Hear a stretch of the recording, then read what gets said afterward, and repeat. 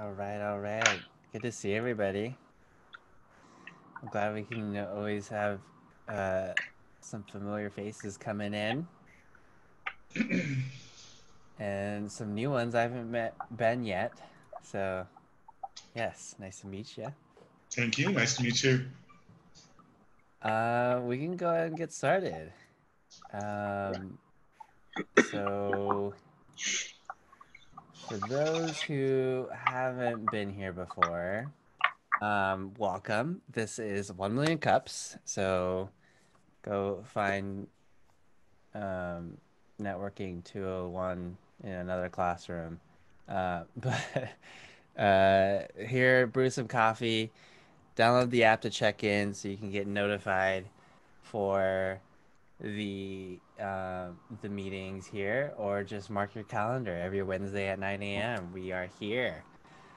Um, what are we about? We are here to share ideas. We're here to offer help for new entrepreneurs with new ideas. We're here to ask for help. So, this is a place to be open and vulnerable and asking for help that we don't really know what we're doing. Um, and that's the power of this community here that we're building to support each other. Um, this is a place to present, not pitch. This is a place to connect, not network. This is for the community and by the community, and to be inclusive with everyone and everyone's ideas here. We have 168 communities all around the nation, 3,500 attendees, and 700 volunteers. We've had over 8,000 entrepreneurs on the stage um, at 1 Million Cups since its inception. This is the collective that we used to uh, have these presentations at, and it's kind of very nostalgic looking at this picture because you know it's um, can't wait till we can get back in there. But for now, we've been running it virtually every week since then, which has been super cool to have everyone up here on on Zoom as well. So special thanks to the collective, um, as well as Seattle Strong and a small studio for sponsoring us to continue this free meeting every week. Also, special thanks to all of our volunteers who we have a couple on this call to help put this on a weekly basis. And if you are actually interested to get involved as an organizer, we are looking for someone who would love to practice a new skill, social media management, organization, event organization. Definitely reach out to me or Johan or Eric here if you're interested to become a volunteer. So, what to expect today? 6 minute presentation from our entrepreneur and a 20-minute Q&A for us to provide feedback and questions to help them develop even more clarity in their business or model or whatnot, or just feedback on their presentation in general. If you do have a question, you can use the Zoom feature in the participants tab. And then you'll see a raise hand feature, and that'll be the way for us to call on you with your question. Otherwise, you can just put it in the chat or message me privately. But that would be the best feature here to use the raise hand feature. So with that, here to welcome our entrepreneur Sheila, who is here to present her business resource strategies. Fantastic. Thank you. Yes. I'm going to say something before I go into the blind zone where I can't see you. I was really excited to realize that it's been a year since we did Seed Spot, and Katie was there, and Victor was there, and Johan was there. And so this is really a continuation of that concept. that I was working on a year ago. And I look forward to your feedback.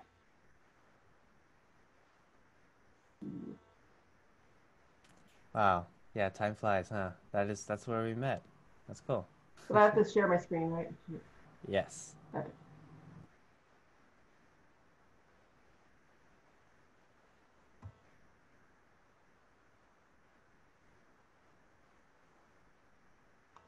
There we go. So my name's Sheila Siden, and I started Resource Strategies to work with socially conscious leaders on getting better results for sustainability and growth. And I really focus on what I'm calling socially conscious leaders, social impact leaders, nonprofit leaders, um, social enterprise, because they tend to be more passionate and possibly less oriented to leadership um,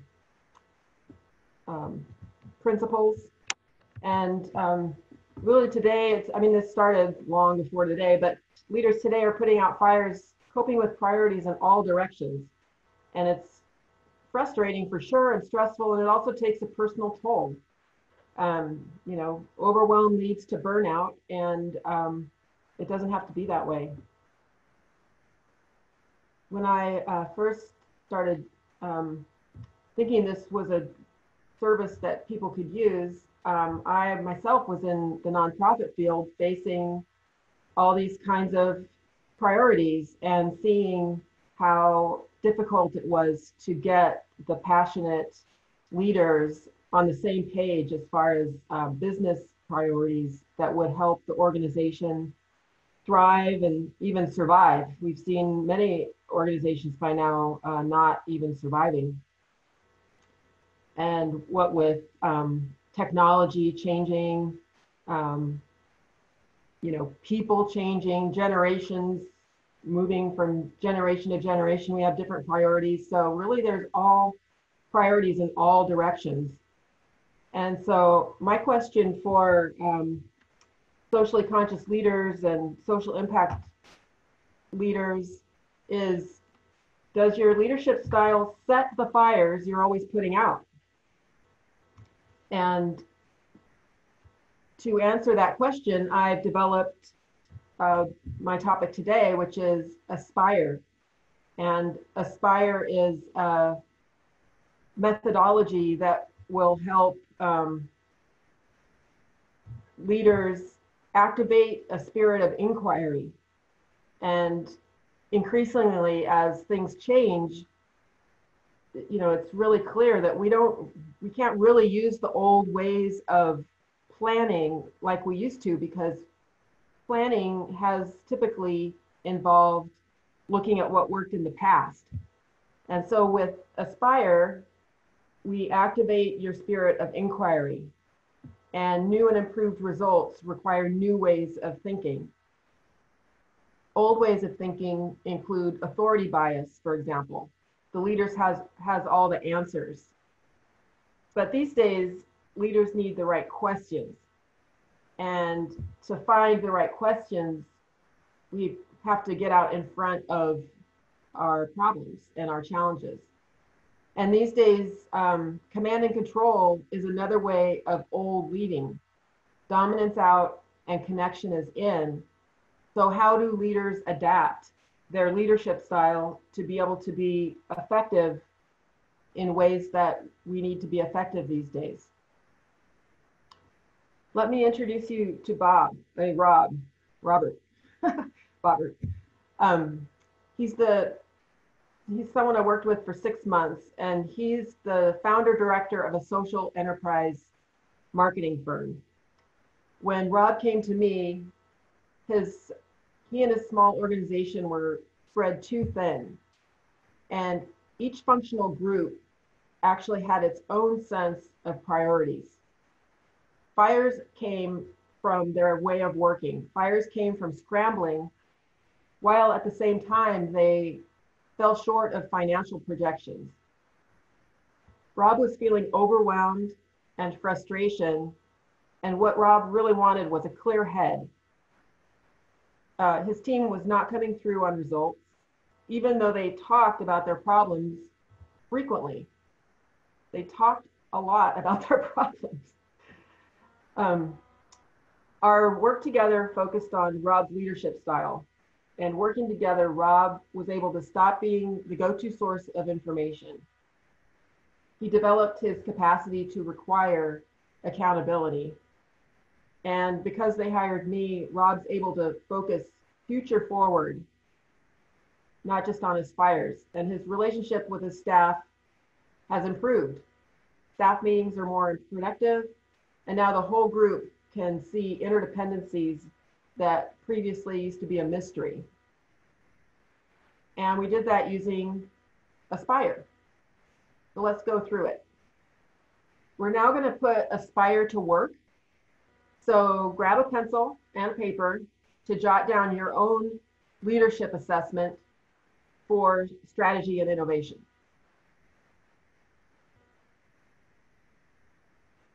Oh, I see. I could set you up here so I could see you. Is everyone up for that? Any thumbs up? Okay, great. So first for the A, the master A is activate inquiry. So put on your inquiry hat. You don't need to know anything right now. Just come in with an open mind. So first, let's assess yourself as a leader in a situation that you want to create some new results. And this is very low tech, as you can see. You just rate yourself 1 closer to one side or 3 closer to the other side.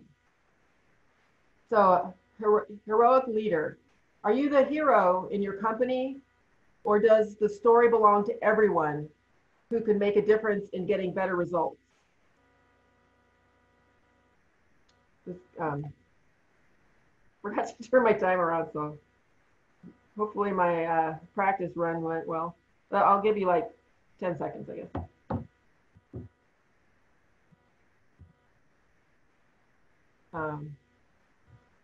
And Rob actually found his own leadership style was on the heroic side. He thought he needed to know all the answers. And, S in Aspire is specify. So think about in your enterprise, how many outcomes are actually in play? Like, are there a lot? Numerous, more than 2, more than 3? Or are you as a group really able to focus on 1 or 2 key outcomes that really make a difference?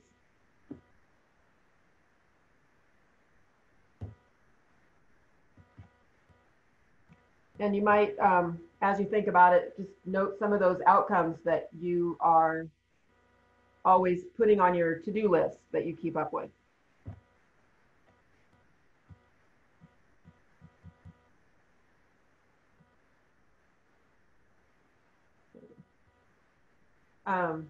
And like Rob, or are you like Rob, spread thin, scrambling with persistent problems?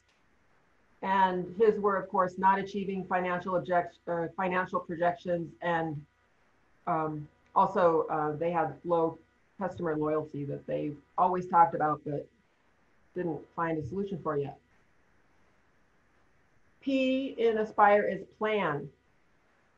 Are you and your team able to keep 2 priorities up front and center?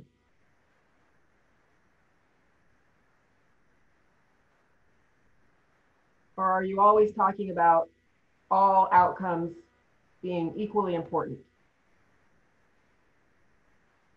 And with Rob's situation, he ended up really seeing that his focus needed to be on 2 priorities: leadership to clarify accountability and to cultivate customer loyalty. I is include, and that's as in inclusive and involve. So on the one side, the leader decides strategic priorities and tells everybody else what they are.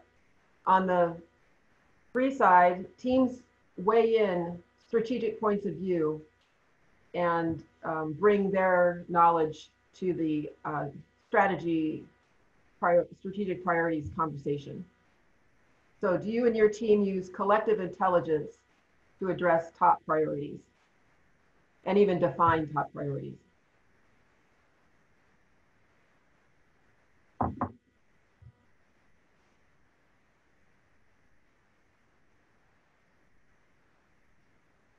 And then R in Aspire is review.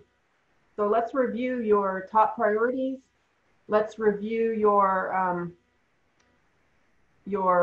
outcomes, you know, how many there are and how they're defined, how focused they are. And in review, what we're looking at is where do these goals around solving persistent problems and problems that have opportunity behind them live?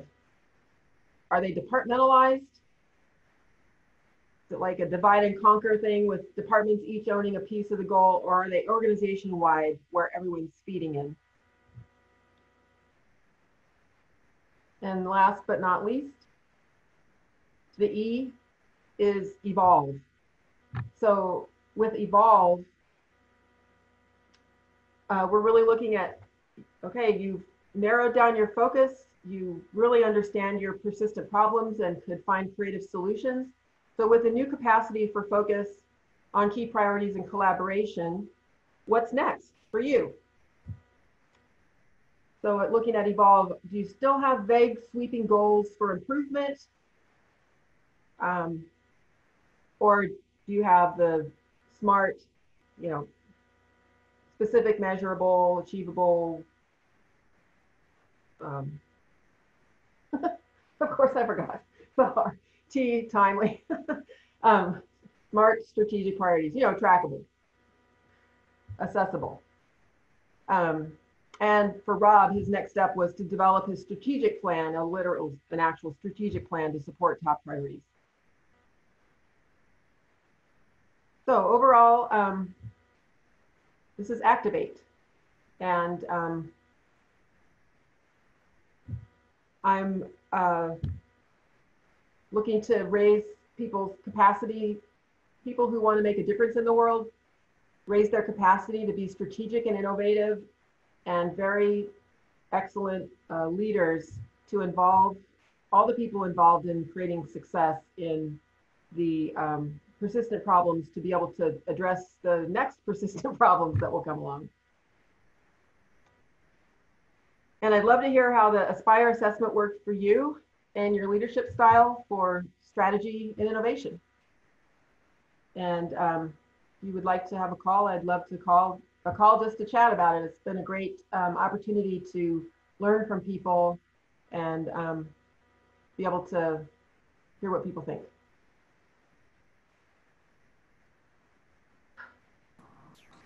All right. Very nice, very nice. Great job, Sheila.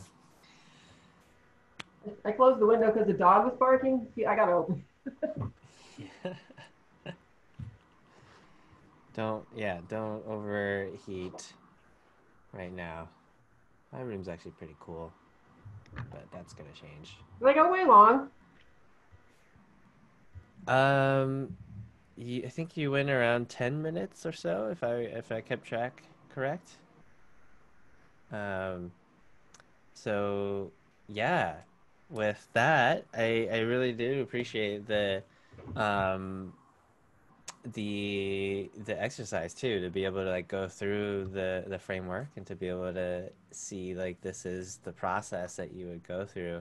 I guess one question came up for me is if is you know, maybe who are you presenting this to, and is is that a ideal place to actually walk through something like that with them, or I guess depending on who you're presenting that to. But yeah, do you have like a plan on like, you know, how in depth you would go through that sort of exercise? Yes, I actually want to use this. I'm going to put on some lunch and learns in August and September. Um, so I want to use it for that. Yeah, awesome. Yeah, I think that would be a perfect one for lunch and learns. Yeah. and then once they have an idea of what this actually is, then they can reach out for it. So cool. Zaki, you have a question? Yeah, I have two actually. One is uh, kind of taking off from what you were just talking about is when you get a group together, do you feel this is going to be more important for just the leaders, the senior leadership to look at, or is this something that the entire team should take the entire assessment, and then that way each can learn from the results that come from that? So, like, if I've got my executive group, but I've got my top brass, the top brass might have a different feeling about what's going on than the group that's just underneath them that takes that hits the road. So is that what you're going to do, or are you just really looking to hit the senior leadership, the president and the CEO and the vice president? Who are you trying to hit? Yeah. Well, my first goal is to reconnect with my own network so that they know what I'm doing. And when I connect with them, I want to help them see any gaps and feel any kind of pain points. And I'd really like to work with leaders one-on-one. That's my goal because from my point of view, I feel like leaders, like as individuals, are the ones that need the most support to change sort of within. And from there, certainly be able to work with more of the group. Okay. And my second question was, I've read a lot about this sort of thing, and there's a couple books that I've read. One is called Measure What Matters, which is about KPIs, which, I think a lot of this goes hand in hand with that. But at the same time, I've recently read a book by James Clear called Atomic Habits. I don't know if you're familiar with that, but there's almost have you heard about Atomic Habits and how maybe goals may not be the best way to go, and there may be a different way? And I just didn't know if you had heard any feedback from people saying I'm not as interested in goals anymore. I'm more interested in actions and that kind of stuff. Is that been coming up? That's definitely a big part of it. That to me is kind of the root cause of problems within nonprofits, because it's also in the 4 disciplines of execution. I think it's a theme that people increasingly can see, that you measure your inputs instead of your outputs. Okay, cool. Yeah. Thank you. Mm-hmm. Katie. So I thought it was really fun to engage us and get us doing the assessment. The thing I was curious about afterwards was so I've got is the goal to have people total their score at the end? Okay, and then is there a range? Can you share more about that? Because I know I'm eager to hear more, but I'm sure other people too. Yeah, the higher your score, the better is you're doing as a inclusive leader. So yeah, that's a good point. I should put together like a range. Yeah, I think about assessments that I've taken that are like this, where it says from this range to this range, and there's like a result, right? And then this range to this range, you're a blah, right? Yeah. I think that might be a helpful way to just bring it all back together and help people see, oh, wow, there's a need. I need to talk to Sheila, right? That's great, yeah. To tell you the truth, I got hung up on how am I going to put this assessment on a PowerPoint. So thanks a lot, Katie. Rahul. Sheila, it was a great presentation. I liked how you, worked in trying to get us actually involved in it to make it interactive. So that was really cool. So I guess my question was a little bit all along the lines of Eric's question. Is this, if you have will this tree down to smaller teams, this product? And Like, and also like if you have a team of people who are working on uh, different parts of the product or the project, and doesn't have a real identified leader, will this help and kind of identify who should be a leader of the project? Yes, that's the thing about the tool. It's so versatile for activating inquiry. And to me, that's the whole thing, because I've come out of a lot of organizations where, it's like, we used to call it, matrix management. um, I don't know what they call it these days, kids, but it's like, accountability is not necessarily hierarchical. So definitely would help with that. Okay, thank you. Because it helps the leader get clear, above all, and then invite the opinions in, and the experiences of the people that are closest to the problem.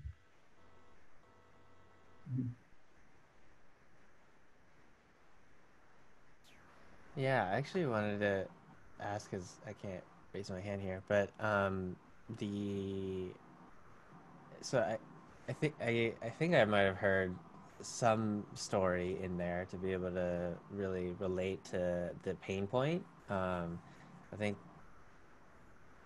just a point of suggestion, which you can take or leave, but having some sort of story where the leader can see themselves in that struggle a lot more. I think I'm thinking about the assessment, and it's like cool to be able to evaluate ourselves, but I wonder if there is some way to connect to something more tangible in, like, oh, this is actually what's going to happen with these lower scores, right? Like, this is what I could be preventing if I were to go work with Sheila, or this is what I can resolve or improve on. So really attaching it to some kind of story that they can really relate or see themselves in. Um, I think that could be really helpful. That's really interesting. Thank you, Victor. Yeah. Johan? Hi, Sheila. Hi. First and foremost, fantastic. Like, it's been so cool to watch you grow and build this from seed spot to today. And I love it. Like, it is so clear. My question is, because you're working with leadership, like the question you posed to me at the beginning was fantastic. Does your leadership style set the fires you are always putting out? Like, I that just was like, oh my God, I love that. That's fantastic. And so my question into that is, when you pull the leader in with that question, do you think that that leader, how do you see your process preparing that leader, or does it, to not only look at themselves in that way, but then possibly apply this to their team? Does that make sense? Can you encapsulate the question a little bit more? Yeah. So a lot of leaders that I know, whenever they're dealing with things, and the reason that caught me is because I go into organizations all the time and I see this, and I'm like, and I know that the lead, and I don't like to work one-on-one with leadership, because I don't work with hierarchy. Like, the first thing I always tell people is, are you married to your hierarchical structure? And if they are, I can say, we can talk about equity all day long, but if you're married to hierarchy, you may never, you need to revamp your concept of bringing equity to your workplace. So I don't usually work one-on-one with clients, because I find it to be combative, because it's just, we're moving in two different directions. So where I love what you're actually posing the question to them about their leadership style. So, and you said some of it when you said, because I was thinking, one of my questions was, is this one-on-one individual leader stuff, or is it group? And you said it can move out to smaller groups when Raul asked the question. And so for my question is from that individual work to the small group work, how what is it that you, what is it, how do you see it? How would it look to you from that leader getting to a point where they could actually participate in this conversation in a group? Because not all leaders want to come off in front of other people about, I've been setting fires. Like, it's a hard thing to say as a leader. Not for me. I'm always lighting fires, and I'm like, oh shit, I lit a fire. Does anybody have any water? So, but I think that's my question, if that makes sense, if that helps. Yeah, that question is pretty interesting. Sometimes people's face literally changes in a moment when they hear that question. It's really, but it's so true. People do it, and light fires for other people also by their own actions. So yeah, so that's for me, the working first with the leader so they're ready to see how they need to operate differently is everything. And it's not necessarily, I mean, it's about their results. So if they're not getting their results that they keep having to complain about and that are literally causing fires, often because they're measuring outputs instead of inputs, basically, just like Eric said, you know, because it's an old way of thinking for one thing, and it's also like it's conventional wisdom to do that. Or like working with nonprofit leaders, it's like the fundraising's over there, you know, but we don't have the funds, but so get on those fundraising people. Just the lack of integration of master prioritizing so that people are all on the same page. I think a lot of leaders today have come up in the system where it is very departmentalized. It's like those folks do that, go get that result. So it's a different way of thinking that the leader has to take on, and it might have to do with hierarchy or it might not. You've answered my question. Yeah, you answered it, because when you, again, in the concept of the leader has to get it first, mm-hmm. and then once the leader gets it, once you said that, once they get it, they can probably start planning with you to change their systems. Yes. Got it. That was, thank you for clarifying. There's a lot of leaders, literally, they have authority bias, like deep down. They might give lip service to Zoom happy hours to include everybody, but like deep down, you're right. Like, it's my way. The patriarchy, long live it. Yeah. And I think that's where, you know, you're working with very deep things here too, right? And a lot of it is sometimes oblivious to a lot of people in terms of the impact that they're making or lack thereof. What to piggyback off Johan, and in terms of, you know, being able to raise that awareness, I wonder if there's a way to approach it from the other people around the certain leader, like that specific leader that maybe needs the help, right? If there's a way for the team to be able to identify or evaluate a leader. I don't know how you want to approach that, if that might be kind of weird for everybody to evaluate one person, or no, it's conventional. It's called a 360, and you could do right, it exactly. On different scales, whether you don't need Gallup polls to do a 360. Yeah. That's right. useful. You know? Yeah, so just really seeing the outside perspective from that person. It might be really a hard pill to swallow for a lot, but could be really informative. And so yeah, maybe just an idea to approach that. Yeah, that actually fits in with this idea of inquiry, because when I'm working with somebody, it's like a little bit, you know, peeling back the resistance and the protective things to get to a point where like they're willing to inquire as to what do people think about me. Right. and feel safe, Exactly. you know, That that, that's a great point too. Yeah, that uh, they have to like come to meet them where they're at in that way. They have to come to want to have that reflection. yeah, Yeah. exactly.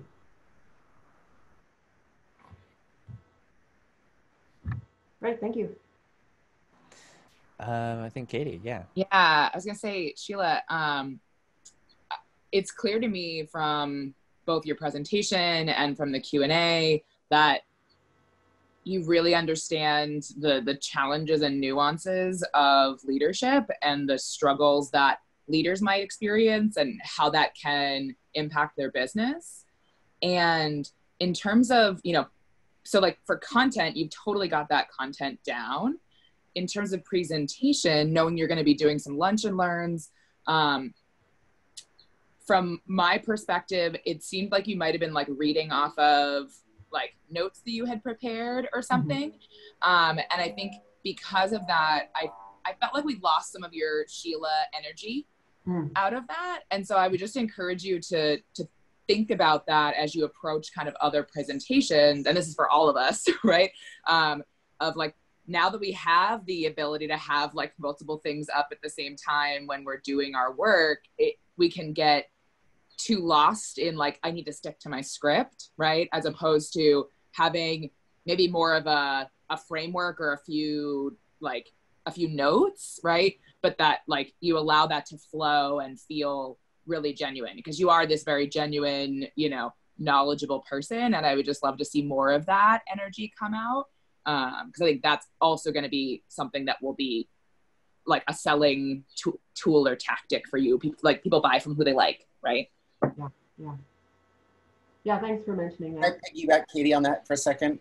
Because Sheila, I've got to tell you, from Seed Spot to today, so much has come forward, and I love your inquiry. I would say, from what I've seen, I trust you.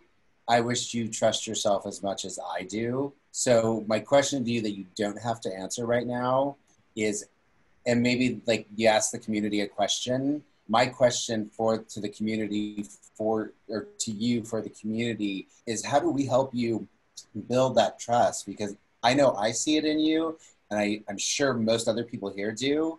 And I love the Aspire aspect you've got going.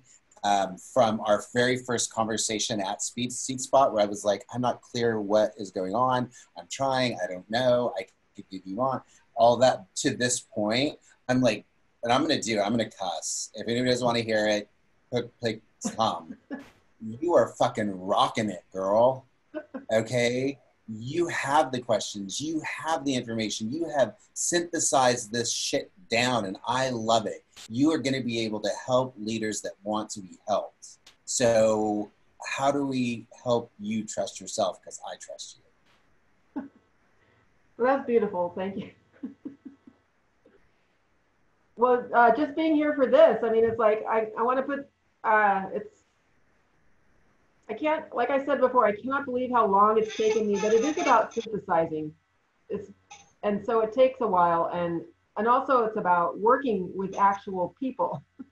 Like I had a lot of theories a year ago, and I had worked with a certain number of people, but in the vein of this, coming from 30 years of working with lots of people, but it's just such a process to have the idea, work through the idea, get the feedback, own it, then be to the point of, telling a story in a way that is just storytelling and not like, so this is super helpful right now. So you're doing it. I have a question. This is my first time to the group, and thank you so much for your presentation, Sheila. My question is, who's Rob? Rob was my client. Okay. That I told the story of. Any way the story could be about you? Because people want to connect with you, not somebody else. And I didn't even know it was a real person, to be honest with you, but it's just a thought. And also, I had no idea, maybe I missed it, that you had 30 years experience in this. So I knew nothing about you. So it was kind of like me trying to sell this that I had absolutely I'm like, I found this, you should buy it. But there's no connection. And I'm hearing so many amazing things about you, but honestly, I don't know who that person is based on your presentation. Yeah. Thank you. Well, I appreciate hearing that because, well, this for one thing is, I did a presentation in March that was all about me. So, in the lunch and learn that I'll definitely add more background. Yeah, I'll just piggyback on that because that's a really great point, Ben. I was watching a recorded webinar recently, and at the beginning they said that they were going to start with introductions, and the leader was like, "Okay, you might wonder why do people spend 20 minutes on introductions, before like this free webinar?" And she emphasized, and that's a lot, but she emphasized that like part of that's about building credibility, right? And so don't be afraid to toot your own horn, right? Like you have experience and knowledge, and I'm taking that feedback for myself too, because I also struggle with that. So, and if it's not even just credibility or authority, it's also rapport, right? To again be able to connect with your story and like why you're here, why you're the person to be listening to be able to build that relevancy. So yeah, it's a great suggestion. Zaki had his hand up. Yeah, Sheila, one thing that I didn't get from the presentation I'd like to know about is, let's say a leader was going to go through this process with you and they do your assessment. I'm assuming then that you're going to start then back with them once you know where they stand. You're going to spend a little bit of time working with them on the A part. And when they got that figured out, then you have another series of meetings with them where they go to the S and they go through the whole Aspire. Is that how it works? Or is this really a one-time get together, or is it a multi-visit? What should, if I'm going to send someone to you, how do I explain that? Well, it's really more about them than the assessment. So this assessment, like the reason I brought it to SeedSpot is because I want to make it a basis for my lunch and learns. And so you kind of help me workshop that. But the process itself is very iterative. It's not like first A, then S, then P. It's always kind of meeting people where they're at. And so really it's based on what are their persistent problems and do they want to get past them so they get a whole new set of persistent problems to evolve, Does that answer your question? Murgesh, you're muted. First of all, great job. Kind of emphasizing the same theme that you're hearing. At the end, you said you have 30 years experience. I synthesized it. You said it up front. I think it'll wake people up a little bit because there's so much out there about this stuff, right? It's just not actionable, right? Mm-hmm. So many different strategies, so much material. So if you say, I'm going to give you the value of my synthesis of all these years of experiences in 20 minutes of your time or whatever, I think keeps people more alert through the whole thing. So they absorb more of your stuff. There's a higher bandwidth conversation. So. Thank you. I like that. Good job. That's it. All right. With that, thank you so much. Thank you. Yeah, we like to end here with one last question. As you know, what can the 1 Million Cups community do for you? Well, honestly, you just did it. It's just fantastic to be able to have a trial run, It's really fantastic. Yeah. Is there a specific ask that you might have? A specific ask? Well, feel free to schedule a talk and not for, just for coffee talk. Love to talk about leadership. Great. Awesome. Yeah, I put your contact information in the chat for anyone interested to reach out. We will actually break out into breakout rooms just to dive into, uh, meet each other a little more. So Ben, if you're not familiar, we after the meetings we all break out into separate rooms with 3 to 4 people, so we can just continue conversations and really get to know each other and the projects that we're working on. So, um, before we do that, though, if you really enjoyed this, please do share this meeting and Zoom link to other entrepreneurs or others that might be interested in presenting to be able to get feedback for their venture as well. Or just to attend and listen and get inspired by other entrepreneurs who are doing cool things too. Um, and yeah, with that, we will catch you next week and enjoy the breakout room.